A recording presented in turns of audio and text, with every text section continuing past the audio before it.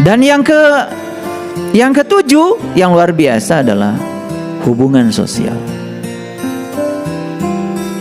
Jangan anggap sepele, pertemanan itu penting. Dan ternyata salah satu penghasil dopamin yang luar biasa adalah ketika bertemu dengan teman. Sering piknik, ngobrol, itu jangan menganggap sepele. Itu adalah spiritualitas. Spiritualitas itu bukan ngaji aja terus, one day one judge, nggak ngerti yang dibaca. Itu jangan menganggap sepele. Spiritualitas itu menyakup semuanya secara holistik, ya. Jadi spiritualitas itu bukan ngaji di tempat seperti ini, ya. Spiritualitas itu menyangkut semua aspek kehidupan, ya. Harus dibuka, ya. Mulai dibuka, ya.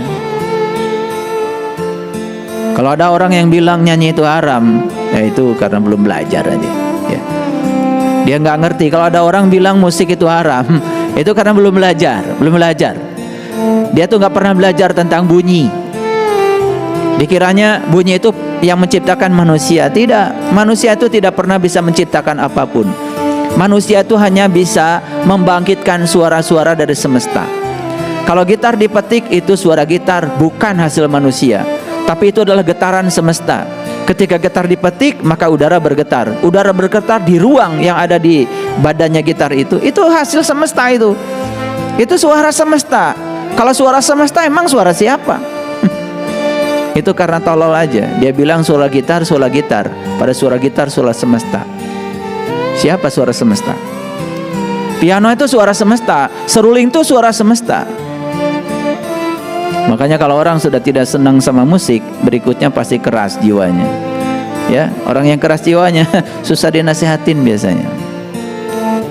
Jadi jangan menganggap spiritualitas itu hanya sekedar spiritual, itu sekedar upacara saja. Ya, coba dibangun pemahaman yang lebih universal. Kalau istilah leluhur kita lebih dalam lagi. Lebih dalam lagi. Apa itu? Ciri orang yang sudah mendewasa dalam kehidupannya itu, dia itu bisa merasa sebelum terasa. Apa? Merasa sebelum terasa. Ada orang datang ke rumah kita, belum cerita kesusahan, kita sudah bisa merasakan. Kayaknya dia lagi susah, gak usah ditanya, bantu aja. Itu namanya merasa sebelum terasa. Ini sakti nih. Nah, ini kesaktian yang sebenar tuh yang begini. Bukan tidak mempandi golok, bukan bisa belajar, bisa terbang di udara, bukan bisa berjalan di atas air. Itu bukan kesaktian, itu ilmu biasa itu. Ikan aja bisa berenang kok di air. Gak istimewa. Kesaktian yang luar biasa itu. Kita bisa merasakan penderitaan orang lain sebelum dia cerita. Nah, kalau kita sudah bisa sampai di tingkat itu namanya sudah selaras itu rasanya. Itu namanya harmoni. Nah, kenapa saya tertarik bicara harmoni? Karena ini bagian ini sekarang sudah hilang. Bahkan banyak orang yang melanggar hak asasi manusia, mengambil hak-hak orang lain atas nama agama dan Tuhan.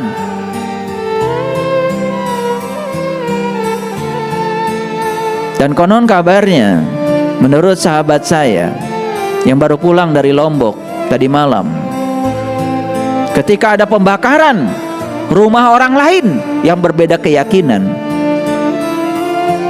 kalimat yang diucapkan adalah Allahu Akbar. Kok Allahu Akbar membakar rumah orang? Kok Allahu Akbar merampas hak-hak orang? Kok Allahu Akbar melanggar hak asasi orang? Yang model kayak gini tidak bisa dibiarkan. Itu sudah tingkatan teroris menurut saya. Dan teroris itu sebetulnya cikal bakalnya apa? Intoleransi. Sudah tidak ada harmoni di sini. Tidak ada harmoni. Kalau kita belajar tentang ketuhanan, di Quran dikatakan, Inna rabbaka ahata binnas. Sesungguhnya Tuhanmu meliputi seluruh semesta raya.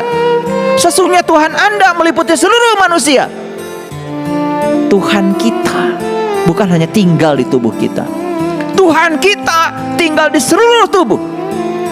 Jiwa yang sama yang tinggal di tubuh yang berbeda. Bagaimana kita tidak harmoni? Bagaimana kita tidak merasakan perasaan orang lain? Ini harus kita asah. Dan topik yang kedua yang luar biasa yang harus kita bicarakan hari ini adalah toleransi. Apa toleransi itu? Toleransi itu saling memahami sekaligus saling menghormati perbedaan. Ayo kita camkan dulu. Harmoni berarti keselarasan rasa. Kalau toleransi berarti saling memahami sekaligus saling menghormati. Tidak cukup saling memahami, tetapi ada kelas yang kedua, klaster yang kedua, saling menghormati. Ayo kita tarik dulu sederhana. Kenapa kita diberi rasa cinta?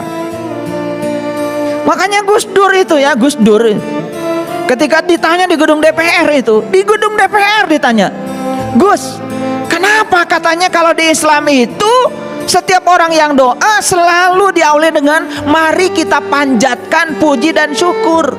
Apa jawab Gus Dur saat itu? Karena puji dan syukur tidak bisa memanjat, ya harus dipanjatkan.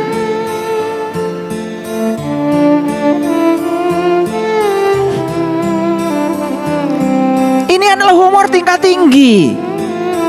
Tapi kalau kalian cuma tertawa dengan kalimat ini, tidak ada follow up-nya, ya percuma. Karena humor selevel orang-orang berkesadaran itu ada pesan spiritual. Apa maksudnya Gus Dur? Di Quran itu tidak ada mari kita panjatkan puji dan syukur, nggak ada. Yang ada adalah alhamdulillah, segala puji milik Allah. Nggak pakai panjat pinjit segala. Alhamdulillah ya segala puji milik Allah. Dan itu tidak cukup diucapkan, implementasikan dalam hidupmu. Jangan pengen dihormati ketika memberi, jangan pengen disanjung ketika berbuat baik, karena setiap kebaikanmu sebetulnya bukan untuk siapa-siapa kecuali untuk dirimu sendiri. Jangan sombong ketika Anda memberi, karena tidak ada pemberian. Bahkan Anda harus sadar dan bersyukur masih ada orang yang mau diberi. Dan kalau tidak ada orang yang mau diberi, tidak ada pemberian. Hargai orang yang mau diberi itu. Kita mentang-mentang memberi, selalu ingin berada pada posisi seakan-akan kita lebih terhormat daripada yang diberi. Padahal sama-sama terhormatnya, sama-sama berkahnya, sama-sama bahagianya. Makanya kalau doa, coba belajar doa yang holistik. Semoga yang diberi dengan yang memberi sama-sama bahagia. Jangan doa itu pakai sepotong-sepotong. Semoga yang diberi bahagia. Sepotong-sepotong. Kalau doa itu jangan cuma buat kelompok Anda aja. Coba belajar doa untuk seluruhnya. Kayak leluhur kita kalau doa Rahayu Sagung Dumadi, semoga seluruh makhluk hidup berbahagia. Kan doa keren kalau gitu. Mohon maaf ya, saya keliling dunia, tidak ada doa menurut saya semulia di Beijing. Jadi kalau di Beijing itu ya, di Tiananmen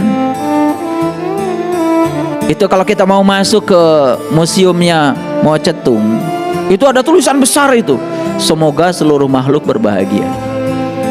Keren.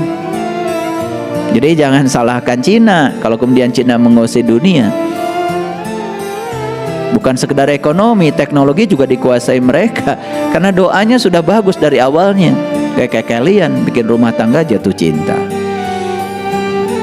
Ya dari awal juga sudah salah kan kata-kata yang digunakan. Jatuh ya jatuh terus. Ganti nanti. Saya naksir sama dia. Kamu jatuh cinta? Bukan, saya lagi bangun cinta. Gitu kan keren, betul nggak? Karena titik awalnya udah bener gitu. Di sininya udah mulai bener. Nah yang kayak gitu-gitu tuh jangan dianggap sepele. Karena pikiranmu, kata-katamu yang diulang-ulang, itulah doamu.